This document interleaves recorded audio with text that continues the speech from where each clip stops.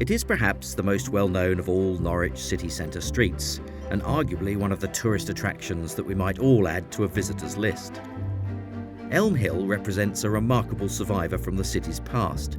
During the medieval period, it was the epicentre of society at the time, with 16 mayors and sheriffs living there. After the fire of 1507, which wiped out almost all the buildings, it was rebuilt with greater grandeur and now lays claim to having more Tudor buildings than the entire city of London. And yet, it was almost completely changed in the 1920s when the council decided it was to demolish the street as part of its slum clearance, saved by a spirited defence by the newly formed Norwich Society and the casting vote of the Lord Mayor. Throughout all those centuries, one building has stood at the top end, untouched by fire and almost unchanged architecturally. It's a 3-storey high building, which is unusual because most medieval houses in Norwich are thought to have been 2 storeys only. The Britons Arms was not built as a house or a tavern. Its probable purpose was a béguinage, a home for a small community of laywomen who chose to dedicate their lives to prayer and to helping the parish poor and sick. Hence its location next to St Peter Hungate Church. By 1760, the building had been turned into a pub called the King's Arms, and around 40 years later it was the Britons Arms.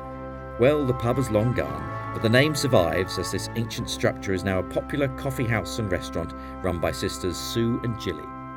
We started in 1975 and 43 years later, here we still are. Running a busy restaurant in a building that was designed as a nunnery in 1420 has its own problems, which we've overcome largely. Largely speaking, yes. The attic space here is quite remarkable, originally built as a living space, and consequently during the 2014 renovations there were an enormous number of items uncovered.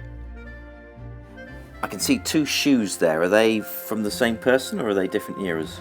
They are, as I understand it, that's a 17th century shoe and that's a 16th century shoe. You'll notice that they're both left feet, and it was traditional for centuries that in a building next to the fireplace you would wall in a left-footed shoe or a dead cat to ward off witchcraft.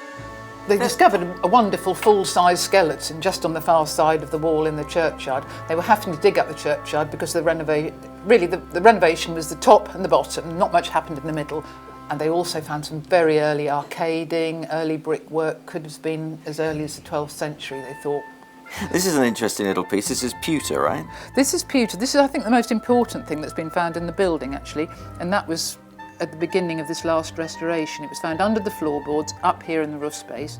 It's rotted, suggesting its great age, and in it were the little pieces of stained glass that we've had inserted into that little frame there, and they think that the stained glass could be as early as 12th century. And then right in the middle, this wonderful little post office savings bank money box, it looks like, and it's got written on it 8 o'clock AM and 9 o'clock PM, which I presume was the delivery pickup times.